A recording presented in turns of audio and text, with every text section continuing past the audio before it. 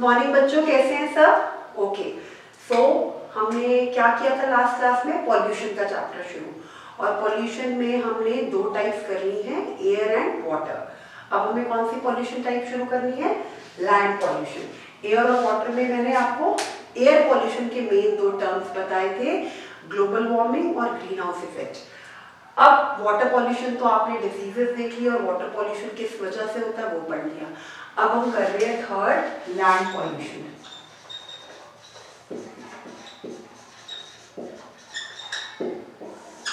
Third हम कर रहे हैं land pollution. Dumping of solid waste like plastic bags. Page number 148 निकालो सब, एवरीवन। ओके, चलो। डंपिंग ऑफ सॉलिड वेस्ट, जितने भी सॉलिड वेस्ट हैं, कौन कौन से? हमारे प्लास्टिक के बैग्स हो गए, ग्लास बॉटल्स, मेटल कंटेनर्स, जो हम ऐसे ही गार्बेज की तरह without using our bin, dustbin में डाले बिना ऐसे ही फेंक देते हैं in the soil, leads to soil और लैंड पॉल्यूशन। लैंड पॉल्यूशन और सॉइल पॉल्यूशन एक ही बात होती है, चाहे सॉइल पॉल्यूशन हो चाहे लैंड पॉल्यूशन हो, they are one and the same thing. तो जो भी हम गार्बेज डंप, जो हमारे सॉलिड वेस्ट हैं, चाहे वो आपके प्लास्टिक बैग्स हो, चाहे वो ग्लास की बॉटल्स हो, चाहे वो मेटल के कंटेनर्स हो, वो सारे क्या होते हैं?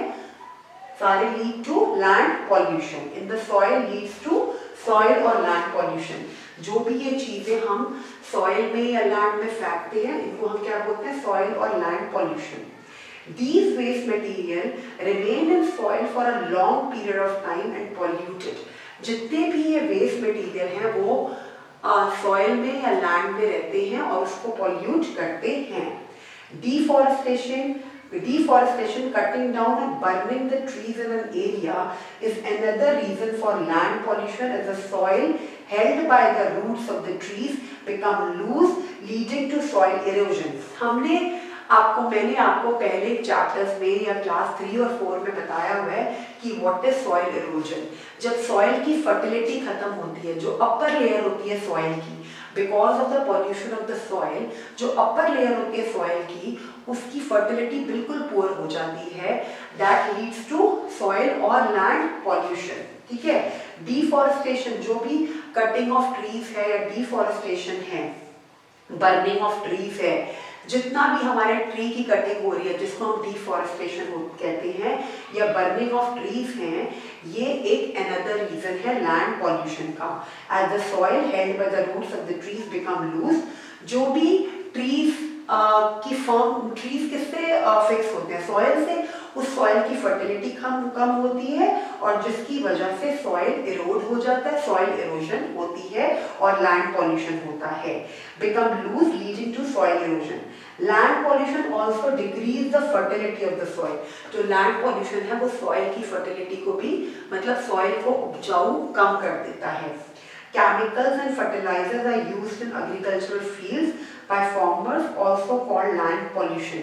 जो भी केमिकल और फर्टिलाइजर्स फार्मर्स यूज करते हैं, केमिकल, वो भी लैंड पॉल्यूशन कॉज करता है। ठीक है, लैंड पॉल्यूशन समझ आ गया? एक बार फिर पढ़ते हैं और फिर हम आएंगे नॉइज पॉल्यूशन। बेटा ये ना बहुत बेसिक चीजें हैं, इसमें आपको कैट्स सिर्फ रीड करके थोड़ा थोड़ा इनको बताना है।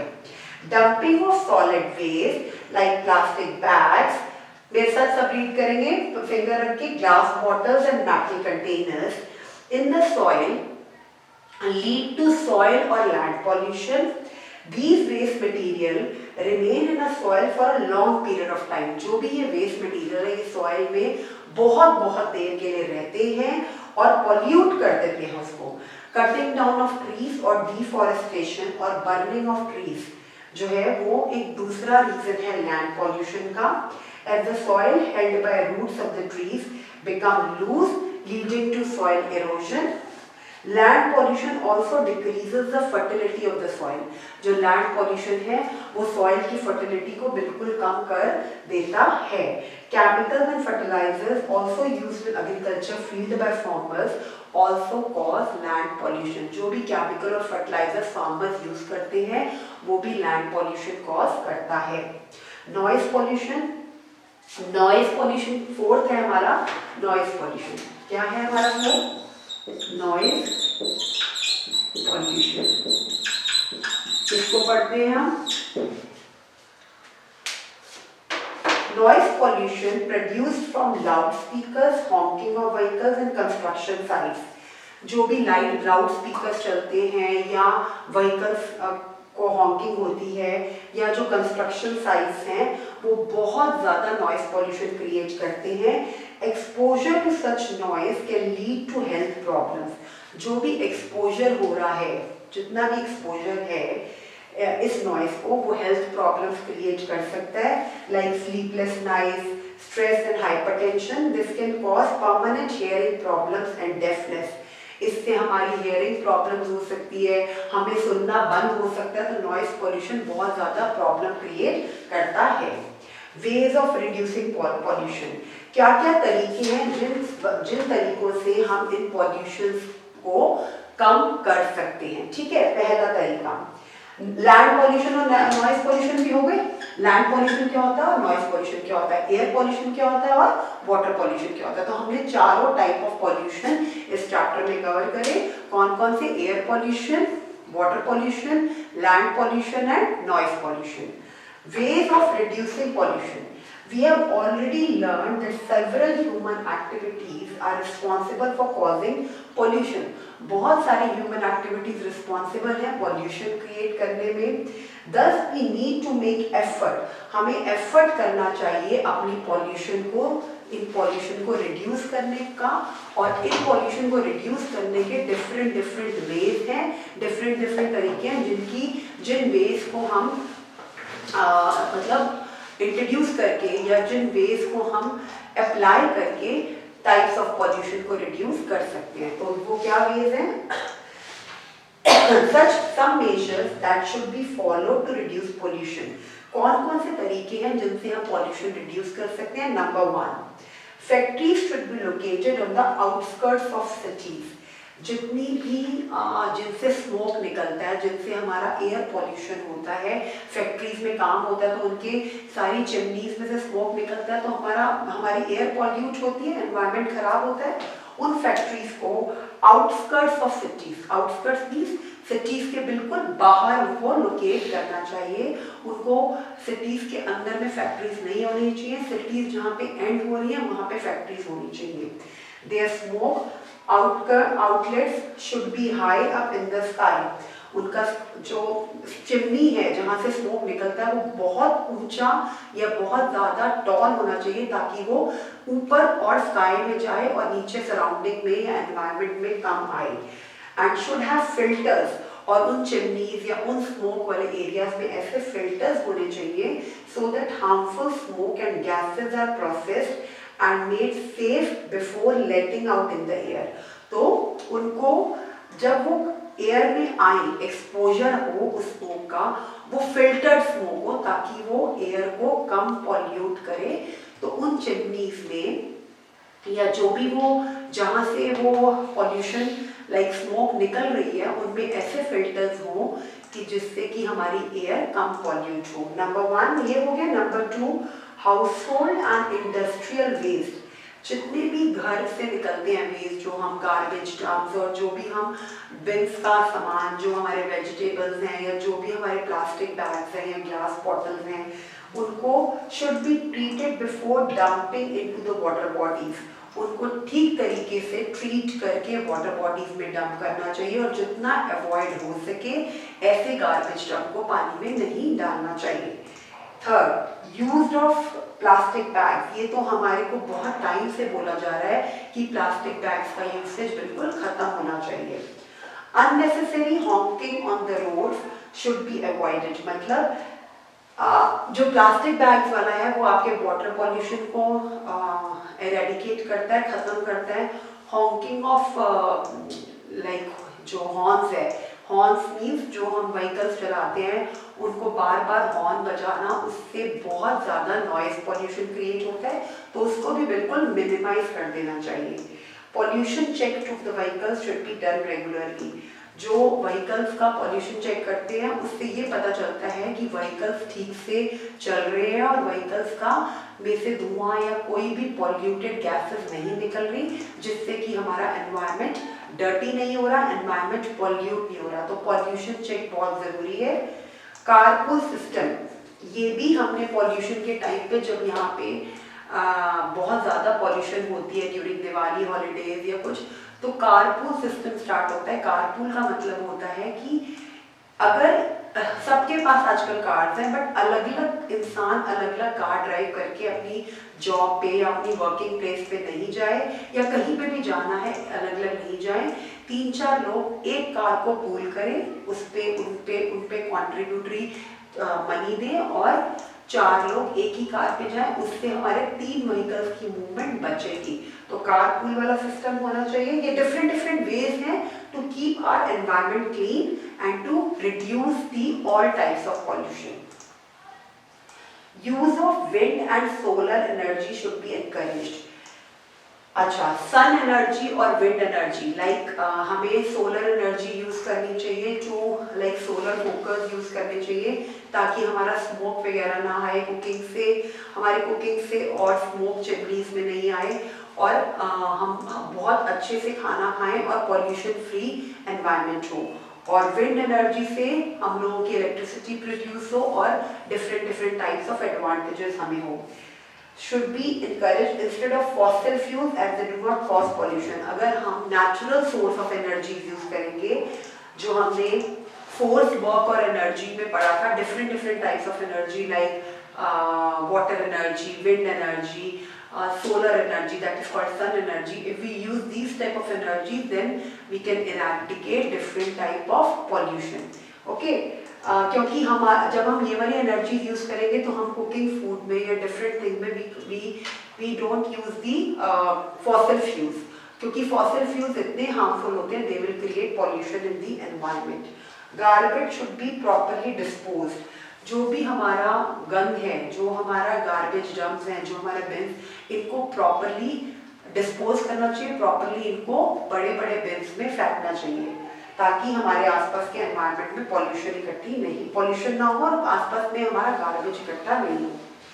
Use of environment friendly manures, जो भी फार्मर्स हैं वो केमिकल फर्टिलाइजर्स या मैन्योर्स यूज करते हैं, उसकी बजाय हमें केमिकल फर्टिलाइजर्स या मैन्योर्स की बजाय हमें ऐसे एनवायरनमेंट फ्रेंडली मैन्योर्स, जो हमारे जो मैन्योर्स हैं, जो हमारे खाद हैं, जो हमने सॉइल में फार्मर्स को वो वाले खाद डाल देने चाहिए या वो मैन्योर्स यूज करने चाहिए जो हमारे इको फ्रेंडली हो, जो हमारे एनवायरनमेंट फ्रेंडली हो, जो हमारे सॉइल को या हमारे लैंड को पॉल्यूट करे, वो वाले केमिकल फर्टिलाइजर हमें यूज नहीं करने।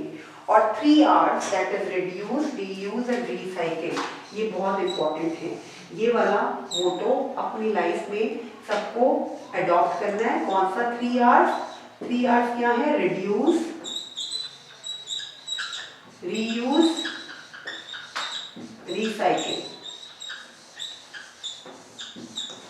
रिड्यूस, रीयूज, रिसाइकिल, 3 R's हैं हमारी लाइफ के मोटो के, जो हमें अपनी लाइफ में अडॉप्ट करने चाहिए हर एक इंसान को, टू इरेडिकेट और to reduce the pollution level. Reduce, कम करो पॉल्यूशन को, हर एक चीज को रिसाइकिल करो, not waste and to put in the garbage डंच, and reuse and recycle. 3 R's का कॉन्सेप्ट हमें करना है टू प्रिवेंट लैंड पॉल्यूशन। ये मेन जो 3 R's वाला कॉन्सेप्ट है, ये लैंड पॉल्यूशन को हटाने में ही काम आता है। अच्छा, अब आपने क्रिएट इधर पेज, हमने क्या क्या चीजें कवर करी है इस चैप्टर में। Every living and non living things around us form our environment. जो भी लिविंग और नॉन लिविंग थिंग्स हैं हमारे आसपास, वो एनवायरनमेंट बनाती है हमारा, जो हमारे आसपास की चीजें हैं, that surrounds us, that is called our environment. The growth, development and survival of living things depend on the environment surrounding them. जो भी लिविंग ऑर्गेनिज्म है, उनकी ग्रोथ और डेवलपमेंट पूरी डिपेंड करती है उस चीज पर, किस पे? उस एनवायरनमेंट में जहाँ पे वो, या उनकी आसपास की सराउंडिंग्स में जहाँ पे वो रह रहे हैं। ह्यूमन एक्टिविटीज, जितनी भी ह्यूमन एक्टिविटीज हैं जो गलत हैं, like deforestation, development of industries and increase in the number of vehicles, have degraded the quality of environment. उन्होंने जितनी भी हमारी ह्यूमन एक्टिविटीज है, चाहे वो कटिंग ऑफ ट्रीज हो, चाहे वो हॉकिंग ऑफ व्हीकल्स हो, चाहे वो फैक्ट्रीज हो not in the outskirts of, चाहे वो डेवलपमेंट ऑफ इंडस्ट्रीज हो, चाहे नंबर ऑफ व्हीकल्स, ये सारी हमारी एनवायरमेंटल कंडीशंस को पॉल्यूशन की वजह से डिग्रेड कर रही है, जिसको हमें रोकना है। और हमने 4 टाइप्स ऑफ पॉल्यूशन रीड किए हैं। एयर पॉल्यूशन का मेन रीजन क्या है? It is caused by burning of fossil fuels, burning of garbage and vehicle exhaust. Fossil fuels को बर्न करने पे या गार्बेज या व्हीकल एग्जॉस्ट की वजह से ही एयर पॉल्यूशन होता है। Water pollution is caused by dumping of garbage and waste water. जितना भी हम पानी में, ocean, seas, rivers, lakes, flowing water, still water में गार्बेज डालते हैं या वाटर बॉडीज में अपनी ह्यूमन एक्टिविटीज करते हैं, लाइक बेडिंग और like washing of clothes, it cause water pollution, वो हमें रोकना चाहिए। Land pollution is caused by dumping solid waste. जितने भी सॉलिड वेस्ट हैं, जो भी चीजें हम यूज करते हैं, उनको लैंड पे फेंकना, डंप करना, ऑल्सो कॉज लैंड पॉल्यूशन। और डिफॉरेस्टेशन तो मेन रीजन है ही लैंड पॉल्यूशन का। Noise is produced by vehicles, construction sites and loud speaker. जितने भी नॉइज पॉल्यूशन है वो हमारे व्हीकल्स से, लाउड स्पीकर से, या जहाँ पे कंस्ट्रक्शन चल रही है उन जगहों से नॉइज पॉल्यूशन होता है।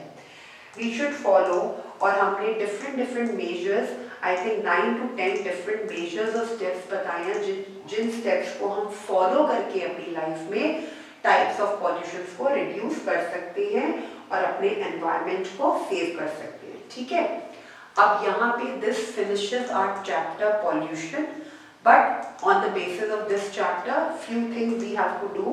कुछ चीजें आपको करनी है, क्योंकि ये सारा थ्योरेटिकल चैप्टर था, no activities, nothing, only reading and understanding. तो उसके बेसिस पे कुछ एक्सरसाइजेज हैं वो हम करते हैं। पेज 151 निकालो बेटा जल्दी से।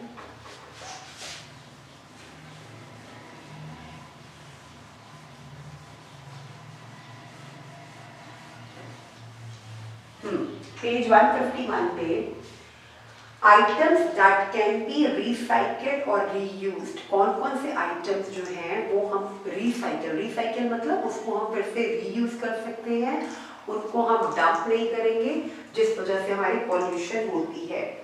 अब ये कुछ पिक्चर्स बनी हुई हैं, अब एक एक करके आप मुझे आंसर देंगे कि इन पिक्चर्स में कौन से ऐसे आइटम्स हैं जिनको आप, लाइक रबर टायर है, या newspaper magazines, like anything related to paper work, steel और एल्यूमिनियम केन्स हैं, या एम्प्टी बॉटल्स हैं।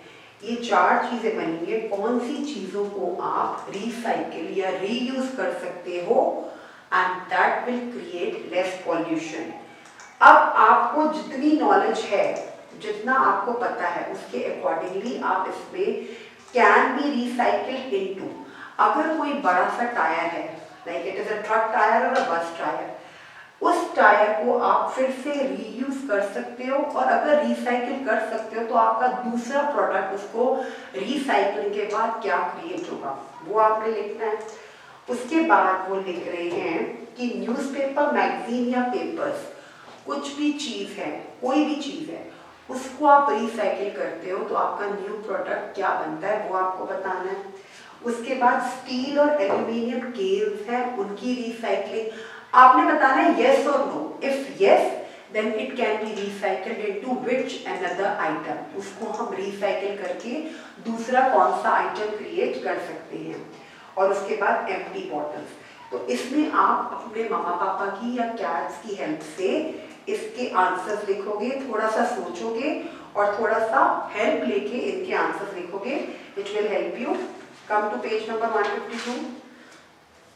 ओल्ड क्लोथ्स भी हैं, they have given you 6 pictures, 1 2 3 4 5 pictures उन्होंने दिया है, और उन 5 पिक्चर्स को कैन बी यस और नो, लाइक आप लिखो हाँ या ना, यस और नो कि इनको रिसाइकिल या रीयूज कर सकते हैं, और अगर रिसाइकिल या रीयूज कर सकते हैं तो उसको किस प्रोडक्ट में यूज, मतलब उसको किस प्रोडक्ट, उसका रिसाइकिल के बाद नया प्रोडक्ट क्या बनेगा। ठीक है, अब आपने इंटरनेट की हेल्प नहीं लेनी, अपनी नॉलेज से जितना आपने अभी थर्ड फोर्थ में साइंस पढ़ी है, फिफ्थ में पढ़ी है, उस नॉलेज के बेसिस पे आपने इनके आंसर लिखते हैं।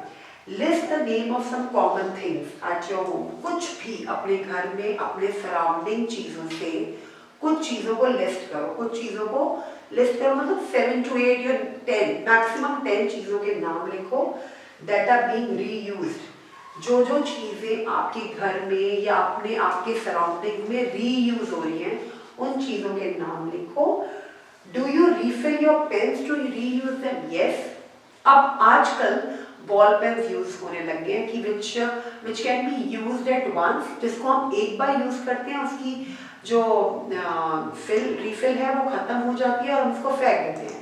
लेकिन पहले जब हम लोग भी छोटे थे तब फाउंटेन पेन्स, इंक पेन्स आते थे, उनमें उनको हम रीयूज करते थे, क्योंकि अब ये मार्कर्स हैं, ठीक है, व्हाइट बोर्ड मार्कर है, इसको आप यूज करते हो पहली बार, उसकी इंक खत्म हो जाती है तो मार्कर इंक्स आती हैं जिनको हम इसमें डालते हैं और हम इस मार्कर को रीयूज करते हैं, रिसाइकिल करते हैं।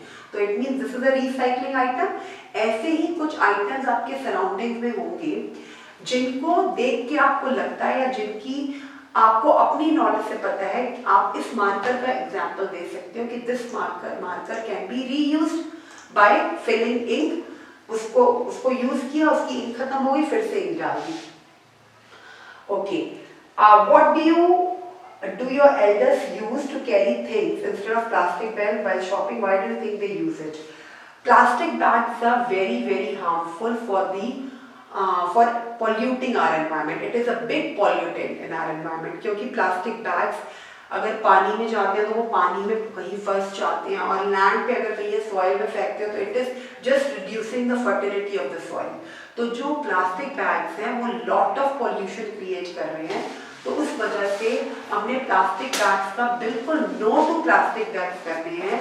और आप अपने एल्डर्स को या जो भी आपकी मम्मा या कोई भी इंसान बाहर जाता है प्लास्टिक बैग लेके शॉपिंग के लिए, आपने उनको बिल्कुल मना करना है और आपने कहना है कि हमने क्लास में पढ़ा है, अपने साइंस के चैप्टर में पढ़ा है, हमें प्लास्टिक बैग्स को बिल्कुल यूज नहीं करना। उन प्लास्टिक बैग्स की जगह पे हम डिफरेंट थिंग्स यूज कर सकते हैं जो हमें हेल्पफुल होगी आगे फ्यूचर में, ठीक है। उसके बाद हमने माइंड मैप कर लिया है, अब हम करते हैं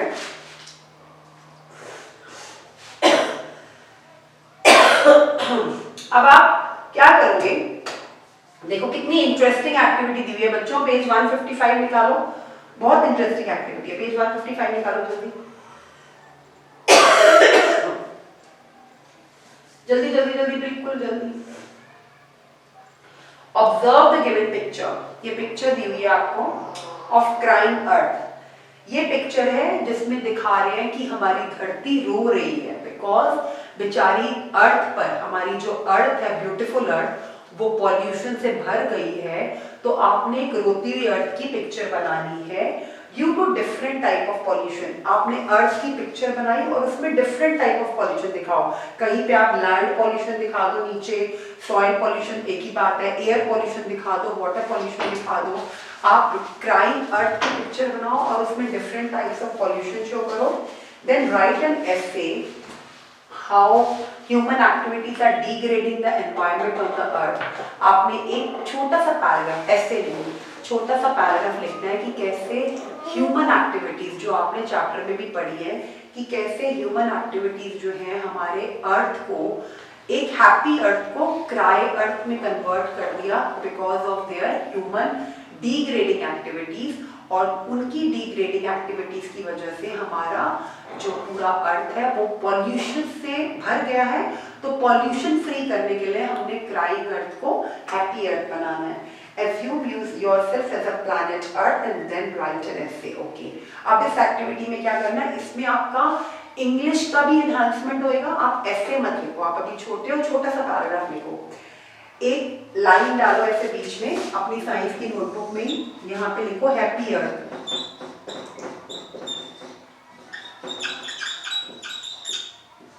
और यहाँ पे लिखो क्राइंग अर्थ। अब यहाँ पे आपने हैप्पी अर्थ में क्या दिखाना है, beautiful earth with no pollution, with full of greenery, with every item getting recycled, और एयर पॉल्यूशन भी नहीं है, लैंड पॉल्यूशन भी नहीं है, वाटर पॉल्यूशन भी नहीं है, ब्यूटीफुल सी ओशन दिखाओ, अर्थ को दिखाओ और ग्रीनरी दिखाओ with full nature things, with full afforestation, कोई कटिंग ऑफ ट्रीज नहीं है। यहाँ पे हैप्पी अर्थ बनाओगे और इस तरफ एक अर्थ दिखाओगे जिसके टीयर दिखाओगे कि अर्थ रो रहा है, crying earth, because why, because there is so many pollution, और सारा जो एनवायरमेंट है अर्थ के आसपास, जो अर्थ है वो पूरी पॉल्यूट हुई है बिकॉज ऑफ 4 डिफरेंट पॉल्यूशंस, और कैसे ह्यूमन एक्टिविटीज ने उस अर्थ को बिल्कुल डर्टी और बिल्कुल पॉल्यूटेंट से भर दिया है। तो आपने what is the comparison between them, मतलब हैप्पी अर्थ क्या है और क्राइंग अर्थ क्या है। अपने आप को अर्थ बनाओ, अपने आप को अर्थ क्या है, प्लैनेट है। आप अपने आप को एज्यूम करो कि आप अर्थ प्लैनेट हो और आप कैसे सैड हो गए हो because of different type of pollution, और कैसे आप हैप्पी थे जब पॉल्यूशन नहीं थी।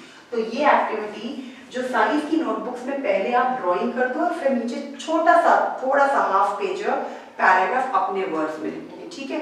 तो पॉल्यूशन में तो हमें और कोई साइंस वाली एक्टिविटी तो करनी नहीं है, तो आप इंग्लिश का पैराग्राफ और हैप्पी और क्राइंग अर्थ का कंपैरिजन कर सकते हो। इसके बाद एक है कि पॉल्यूशन पे चेक कैसे कर सकते हैं। कुछ आर्टिकल्स कलेक्ट करो, जो आर्टिकल्स आपके अलग अलग पॉल्यूशन टाइप से रिलेटेड हो, मतलब कोई आर्टिकल एयर पॉल्यूशन से रिलेटेड हो, कोई वाटर से, कोई लैंड सॉइल से, और कोई नॉइज से। इन योर सिटी और town from newspaper and magazines, जो भी आपके जो पुरानी ओल्ड मैगजीन्स हैं, या आपके जो आपका क्लास लेवल है, क्लास आप 5 में हो तो 3 और 4 के जो आपके साइंस की बुक्स या डिफरेंट सब्जेक्ट्स बुक्स है, उनमें से पिक्चर कटिंग करो, जिसमें से आप ये ढूंढ सकते हो कि कौन से ऐसे आर्टिकल्स हैं जिन आर्टिकल्स से आपको डिफरेंट टाइप ऑफ पॉल्यूशन पता चल गई, कौन से आर्टिकल्स में कैसे रिलेट कर पा रहे हो डिफरेंट टाइप ऑफ पॉल्यूशन, और उनको अपने एल्डर्स या अपने पेरेंट्स की हेल्प से एक अलग अलग टाइप ऑफ पॉल्यूशन की पिक्चर पेस्ट करके उसके बारे में लिखो। Also find out the measures taken to clean your city और योर सराउंडिंग। छोटा सा आर्टिकल, छोटी सी 4 और 5 पॉइंटर्स जो आप ऑलरेडी इस चैप्टर में पढ़ चुके हो कि कैसे आप 4 या 5 पॉइंट्स में कुछ मेजर्स अप्लाई कर सकते हो, कुछ स्टेप्स ले सकते हो, जिससे आप अपने स्कूल को, अपने घर को या स्कूल को, सराउंडिंग्स आपके घर और स्कूल ही है या एनवायरनमेंट है, कैसे आप उसको क्लीन रख सकते हो और कैसे आप उसको पॉल्यूशन फ्री रख सकते हो। तो इसकी डिस्कशन क्लास में करोगे, और ये स्टेप्स बिल्कुल एज इट इज नहीं कि आप बुक से एज इट इज ग्राम करो और बोल दो, एज पर योर अंडरस्टैंडिंग, जो आपने इस चैप्टर में अंडरस्टैंड किया है, जो आप सोचते हो कि ऐसा होना चाहिए, वो आप अपने वर्ड्स में 3-4 पॉइंटर्स की वीडियो बना के मुझे भेजोगे, ठीक है। उसके बाद पोस्टर ड्राइंग की जरूरत नहीं है, सिर्फ हैप्पी और क्राइंग अर्थ का आप वो करोगे कंपैरिजन, ठीक है। उसमें आपका ये चैप्टर कंप्लीट हो जाएगा। अब हमारे सारे चैप्टर्स बिल्कुल डन है इस क्लास 5 की। अब हमें मुझे कुछ आपको फ्यू स्ट्रक्चर्स दिखाने हैं, वो मैं आपको नेक्स्ट क्लास में दिखाऊंगी। Bye bye.